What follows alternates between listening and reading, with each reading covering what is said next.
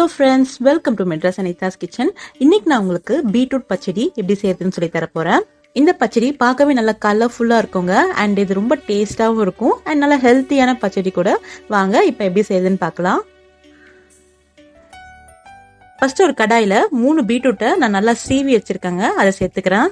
இப்போ நம்ம இதுல 1 டீஸ்பூன் உப்பு சேர்த்துக்கலாம். அப்புறம் 1/2 கப் அளவுக்கு தண்ணி சேர்த்துக்கோங்க.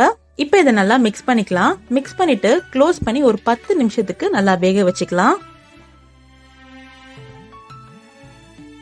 இப்ப பாருங்க, நல்லா வெந்துடுச்சு, தண்ணிலாம் நல்லா வத்திடுச்சு. இப்போ இதை நல்லா ஆற வச்சுட்டு மிக்சியில 2 சுத்து ரிவர்ஸ்ல சுத்தி எடுத்து வச்சுக்கலாம். கொரன்னு அரைக்கணுங்க, நல்லா மைய அரைக்க கூடாது. பாருங்க, இந்த கன்சிஸ்டன்சிக்கு நம்ம அரைச்சா போதுங்க.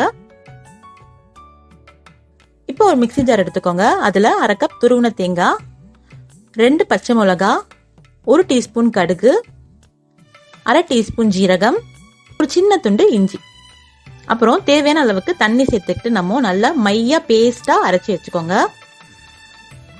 இப்ப நம்ம ஃபர்ஸ்ட் அரைச்சி வச்சிருந்த பீட்ரூட் பேஸ்ட்டை ஒரு கடாயில சேர்த்துக்கலாம். சேர்த்துட்டு ஒரு 3 நிமிஷத்துக்கு கொஞ்சம் வதக்கிக்கலாம். இப்ப நம்ம அரைச்சி வச்சிருந்த தேங்காய் பேஸ்ட்டை சேர்த்துக்கலாம். தேங்காய் பேஸ்ட் சேர்த்துட்டு நல்லா மிக்ஸ் பண்ணி விடுங்க.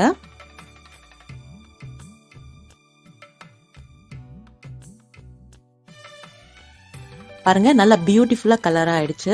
இப்ப நம்ம இதுல 1/2 கப் அளவுக்கு நல்லா புளிச்ச தயிர் சேர்த்துக்கலாம். தயிர் சேர்க்கறதுக்கு முன்னாடி நல்லா அந்த தயிரை நல்லா மிக்ஸ் பண்ணிக்கோங்க, ஏன்னா எந்த ஒரு கட்டியும் இல்லாம இருக்கணும். சோ இப்ப நம்ம தயிர் சேர்த்துட்டு நல்லா மிக்ஸ் பண்ணிக்கலாம்.